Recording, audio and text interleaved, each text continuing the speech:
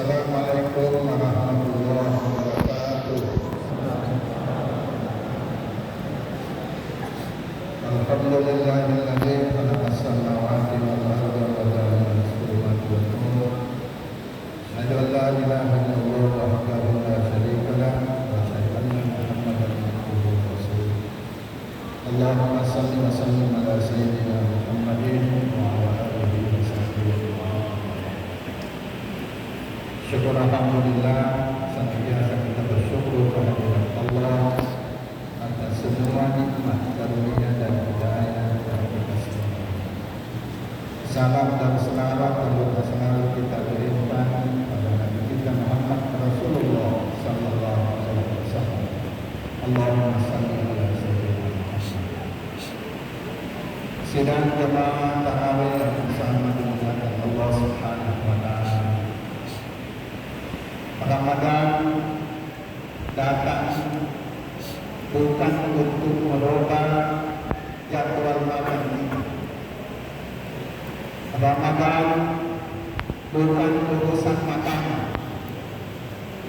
Ramadan datang bukan urusan perut. Tapi Ramadan datang memanusiakan manusia. Ramadan datang untuk mensucikan, membersihkan, menjernihkan hati manusia. Itulah sebabnya Ramadan datang setiap tahun untuk mencerdaskan la'allahum yarshudun, untuk mencerdaskan manusia menjadi manusia yang unggul, insan yang berkualitas.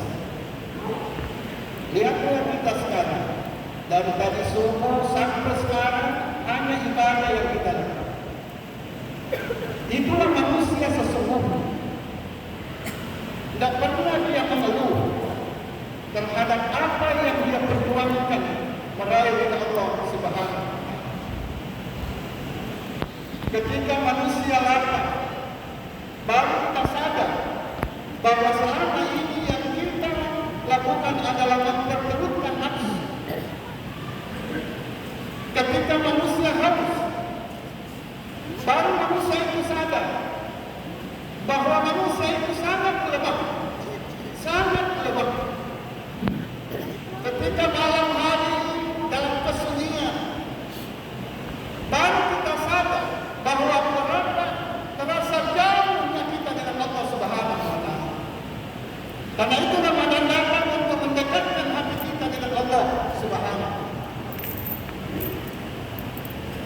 Jamaah tarawih yang sangat dimuliakan Allah Subhanahu wa taala. Itulah sebabnya Jibril datang kepada Nabi sallallahu alaihi wasallam, Jibril ya Muhammad. Jibril datang kepada Muhammad, wahai Muhammad, man adraka Ramadan fa akhraja wa lam yakun akhrajahu fa mata fa dakhala. Wahai Muhammad, kita nanti menjumpai seseorang yang bertemu dengan Ramadan, berjumpa Ramadan, berpuasa di bulan Ramadan, tetapi setelah akhir Ramadan tidak diampuni dosanya oleh Allah Subhanahu wa taala. Inilah orang yang paling rugi dan celaka di bulan Ramadan. Siapa itu? Itulah orang yang tidak bisa mengendalikan 5 hawa nafsu. Jadi Ramadan sesungguhnya itu adalah pengendalian diri. Mengendalikan diri, bukan menghilangkan nafsu. Nafsu tak bisa dihilangkan, tapi dikendalikan.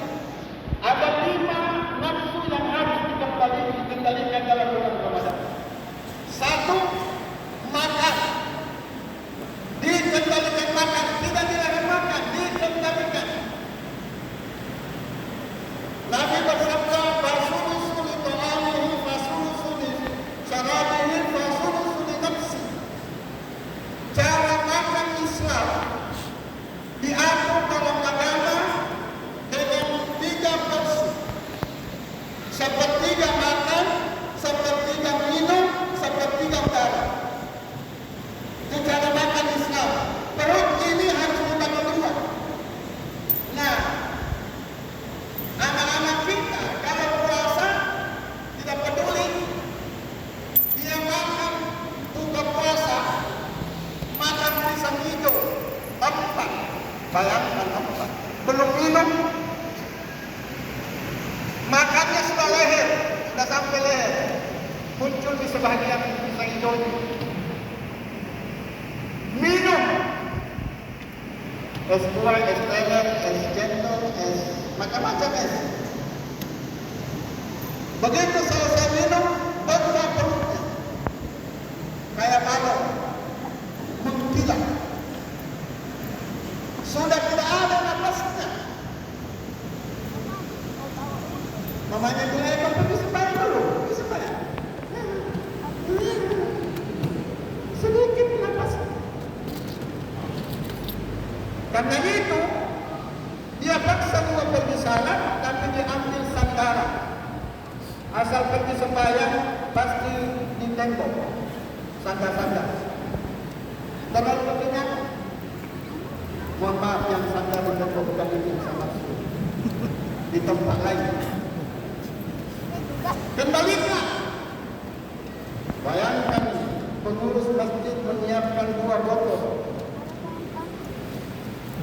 Kalau saya minum ini pingsan saya. Kendalikan ini. Ternyata kalau kita kendalikan, hidup kita enak sekali, ringan. Ibadah. Itulah sebabnya Nabi mengatakan, "Sumu tasimu." Berpuasa agar kamu sehat. Bagaimana caranya Nabi sehat? Ketika Nabi berbuka puasa, hanya kurma dan air putih. Tidak buah kurma, tetap air. Baru Anda pergi ke masjid. Itu cara Nabi. Kita tidak. Mana yang dibawa oleh Quran? Air putih. Kita sehat. Nafsu yang ketiga yang harus dikendalikan puasa, nafsu seks. Nafsu seks. Mohon maaf bapak-bapak, angkat tangan. Ada yang pengantin baru? Khusus saya karena tidak mau maaf. Dalam ilmu kesehatan, orang puasa itu meningkat seks seorang 10 kali lipat. Apalagi yang pengantin baru. Pernah dalam riwayat seorang pemuda datang kepada Ibnu Abbas, anak muda. "Wahai Ibnu Abbas, bolehkah saya mencium istri saya dalam keadaan puasa?" Kata Ibnu Abbas, "Haram." Haram. Tidak lama kemudian datang orang tua, umurnya 70 tahun. Pertanyaannya sama dengan anak muda, "Bolehkah saya cium istriku dalam keadaan puasa?" Kata Ibnu Abbas, "Boleh." Lalu anak muda yang berkata, "Atahillu ma haramta alayya wa nahnu ala dini dzalik." Wahai Ibnu Abbas, kenapa kau mencetuskan 2 hukum yang berbeda sedang kita berada dalam satu agama? Saya bertanya, "Bolehkah saya cium istriku?" "Haram." Itu orang tua. Boleh. Bagaimana ini? Kata Ibnu Abbas, "Jangan emosi." Begini penjelasannya. Kamu haram mencium istrimu karena dengan benar, tegangan tinggi, baru dipandang sudah hidup. Ini orang tua, mohon maaf, tua. Saya mohon maaf. Ini orang tua ini. Ada nafsunya, tenaganya habis. Nah, sudah perjuangan hidup, nanti berjuang bangga hidup. Maaf.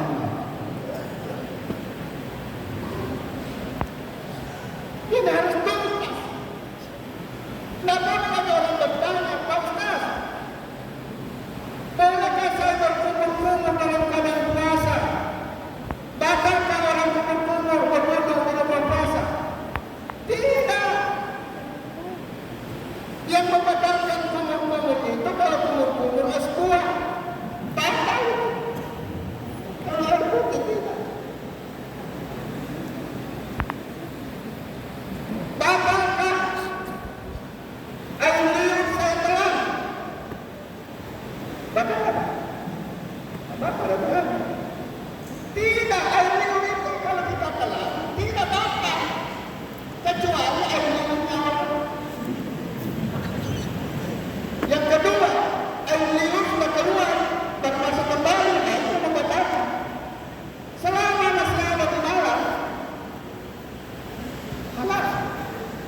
tenang.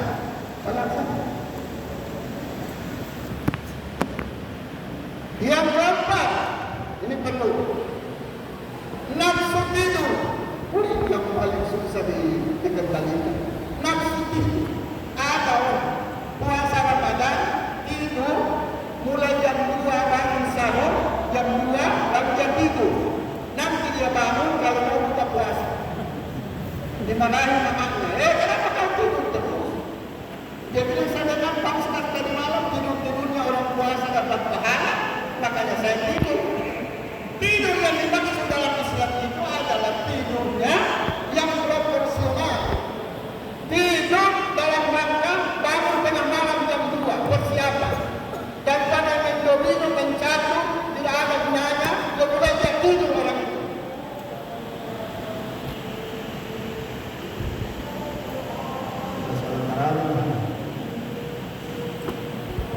Tidur itu proporsional. Kenapa ada foto aku? Yang kelima yang harus dikendalikan dalam orang berpuasa, nafsu bicara. Nafsu bicara. Ada orang mulai bangun tidur sampai tidur kembali bicara terus. Siapa itu? Menurut penelitian yang paling banyak bicara perempuan. Masih ibu.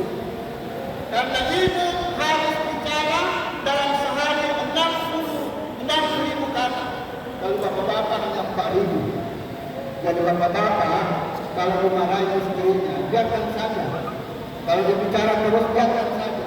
Karena dia menghabiskan 60 kata dalam sehari.